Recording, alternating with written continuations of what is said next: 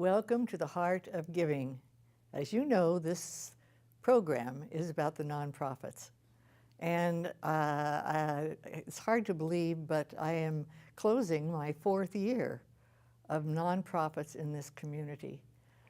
People, thousands and thousands and thousands of people in the city of Long Beach extend themselves in one way or another to make sure that this city is better.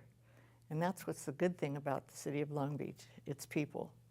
And I have a people person with me today, and it's an entirely different type of volunteerism and a different type of giving. But I have John Thomas. Now, if you are anyone in town that goes to anything, you'd see John Thomas. John, you've been active in the community ever since I first met you, which was in the late 80s, I think. That's correct.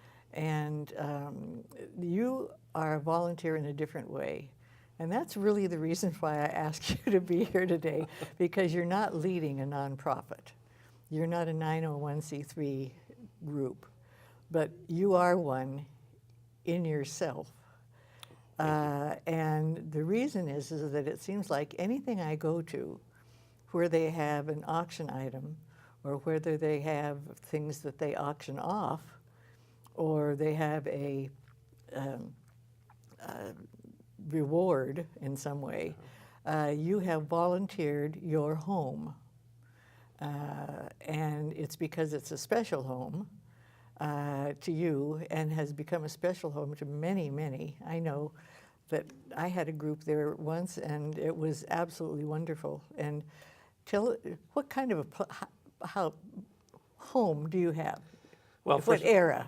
It's actually a 1970s condo that my husband Chris and I gutted and remodeled several years ago as a 1930s apartment, which fits nicely as a background for the Art Deco collection that Chris and I have mastered over the last decade. Everything in your house yes. is of that era. Yes, people often say when they come in that it's like entering a museum. Well, it is. And we enjoy it. It's not often that you can share your passion of collecting an item or what have you. Do you still collect? Well, as you know, when you were there, yeah, it's a tight fit. So we. Well, I was thinking, who cleans up all this stuff? Well, we have a wonderful housekeeper, but not really collecting at this point in time. There's bits and pieces of collections that are missing. How long have you been collecting? Only since 2003, when the bug bit me to collect Art Deco. No. Yes, yes. Is that right? Yes. I thought that had been that way forever. No, I've always been a historian, especially here in Long Beach, and a preservationist. So the bugs has been implanted in me for a very long time, but it wasn't until I became president of the Art Deco Society of Los Angeles many years ago, and I began to really understand the period and the facets of what you could collect. And again, it's just a real pleasure. We just had our 63rd group through. We generally do a cocktail party of 20 to 25. And you pay for it all yourself? Yes, that's our contribution to the Yeah, to the well, nonprofit. just having that many people in your house, how many now? 20, 25, and we just had our 63rd, I believe it was, group. Your 63rd in group of 20 or 25? Yes, over the last 12, 13 years. Well, it's phenomenal. I mean, you don't want to touch anything because it might break. No. I think if I had left with half of one room, you wouldn't even have noticed. Probably not. Yeah. Maybe not. But they're beautiful things, and they're things that are so symbolic Yes. of that time, with pictures on the wall and with the artifacts and it's marvelous. So 63 times you've offered your home. Yes. Since the early 2000s. Yes, and we have about 12 parties in escrow, as I call it, and we've just begun another phase of the cocktail party where we're introducing the double-decker bus, the big red bus. So people come to the home, we have a cocktail or a soft drink, and then everybody boards the bus, which is impressive to our neighbors to have a big red bus rolling down our street. Oh my goodness. And then I do a 2-hour tour of Long Beach Art Deco, and then we return back to the house for hors d'oeuvres and continue the party. And that's gone over really, really well as a live auction item. And what's the maximum number people you could have in there? We've About 25? gone 25, and that's kind of pushing it. Well, for our place. I can remember, I think it was the last thing where I remember you did this. It sold out, or I mean, the bidding got so high that they said, would you do a second one? Yes. And so, because you could only have 25 Right. people, and but the bidding was so high that they thought, gosh, I mean, we'd like to have 2 of these parties. Yes. And they asked you, and you said yes. So you had 2 parties of 25 people. Right. So how many people do you think have gone through your place? Well, I can tell you that out of the 63, every one of them has been a pleasure. There hasn't been any prolonged stay or anybody breaking anything. It's always an enriching experience. You know, when you serve on a nonprofit board, you're engaged in community engagement. You're reaching out, and you understand the message of it's the mission, not me. And so you find, as you said earlier, you find a passion within a nonprofit that you can identify with. And what's wonderful is that many of the folks that have come in, because they've bid on the item as part of a nonprofit fundraiser, we all are very in sync with the fact of giving and allowing your resources to be shared throughout the community. So I think a lot of folks come in, sometimes they're 20 strangers, but they leave as friends. And for Chris and I, that's really a positive benefit. Oh, absolutely. Plus I get to talk about Art Deco, so I'm thrilled about that. Well, I know that you've been a fan of that for many, many years, and all of a sudden you found an outlet when you can buy things all over. That's correct. And that's in your home now. Yes. So, well, it's as I say, you are a nonprofit personally. You and Chris, with the fact that you open your home to the community in that way. Well, thank you. So, but your background is in what? Well, as you know, as you recall, I spent over 30 years in local government. Yes. And in another city. In another city.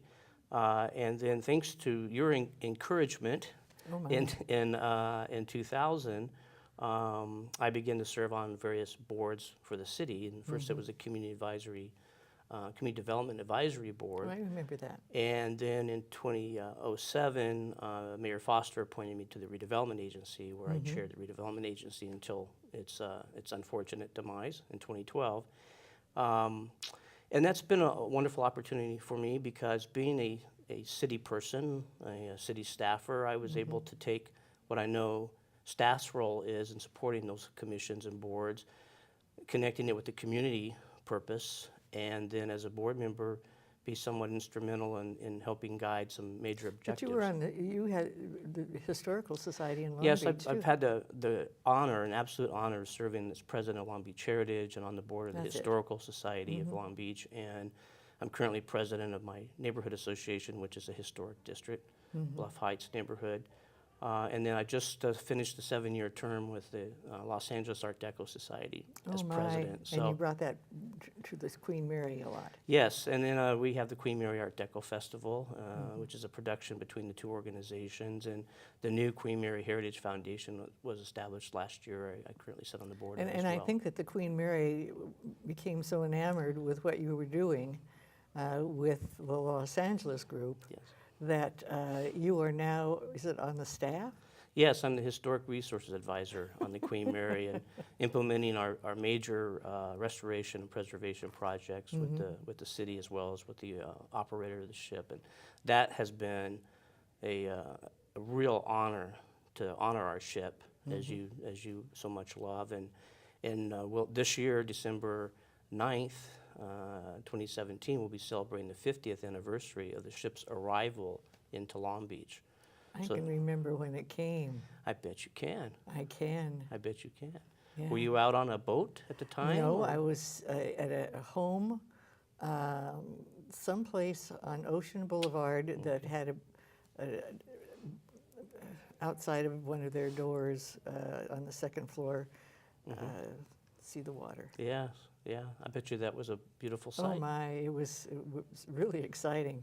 First big thing that was so close. Sure. We could see. I know at the time many people questioned, what is the city doing buying ship. I had nothing to do with any of that. That's- Any of that. I well, was totally out of government, but But I think it turned out to be a very good thing for the city Mm-hmm. because we are an international city, and the Queen Mary was an international ship, and so I think it and was what great. do you do being a historian on the ship? Well, we go through a series of process right now with the city as a partner because the city owns the Queen Mary, of course.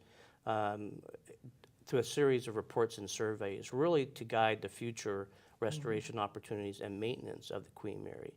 We're very, very fortunate. These ships were designed to last maybe 30 to 35 years, and she's And it came almost here 50 years ago. yes, and underwent a major conversion. Yes, and had gone through turbulent times. It has. You know, it seems like every great lady ship has her trials and tribulations, and she survived the Depression. She survived World War II as the Great Ghost, and being a tremendous contributor to our allies to win the war. And then, of course, some few hard times here in the city, and she still has a great posture in the community, and I believe the best times for her are in the future. And Is that right? I do. I Good very for you. strongly do. I think I call it the tripod for the ship. There's the city that as the owner. There's the master leaseholder of the property, and then they hire someone to operate the ship. So there are three major bodies involved in the ship's success. Say them again. Three. Three, the Urban Commons, which is the current master leaseholder, Yes. Evolution Hospitality, who maintains Yes. and operates the ship, Yes. and then, of course, the city of Long Beach. And for years, it seemed like those three, the tripod, were never quite in sync. One quite maybe futuristic, one kind of following behind. This is the first time that those three entities really have a vision of the ship and the prosperity in the future. And I'm very optimistic about the future of the ship, and I believe the city is. The council seems to be very in favor of the future, and the mayor. So I'm sure, and you will be invited to some big opportunities for celebrating the ship's success in just a few months from now. Well, I know that when I was involved with visitors that come for the city, all of the people, the women that had come over during the Second World War on the ship, the head of the Japanese government came, and that he had been on the ship and at one time as a young man, and was the only Asian person, and how wonderful feelings that he had for it. I mean, the whole thing has just been a wonderful history. It has been, and it's been my great pleasure over the years to meet the war brides Oh, yes. Yeah, that come you would. aboard, That's right. and our vets. We're losing more, obviously, Yeah. right now, but I remember walking with one gentleman, an English gentleman, on the bow of the ship, and he remembered standing in one particular spot Oh, my. for almost 7 hours. Oh, geez. Waiting to get back into line for food, for lunch, because they would carry thousands of troops at one time. Oh, well, you have some wonderful stories. I have a few, but I'm sure that someday we'll have a chance to talk more about it. And I'm just so glad that you're here, and I want to thank you so much for all of the work that you've done and do, especially if you have, how many parties waiting? About a dozen Oh, my. in escrow, Okay. as we All say. right. Well, thank you so much, Thank you. It's been a real John. pleasure. Yeah, Thank you, Mayor. Absolutely. Thank you. See all the people that helped this city in one way or another. I just had to have John on because of his home and what he's doing for the nonprofits. We'll be right back.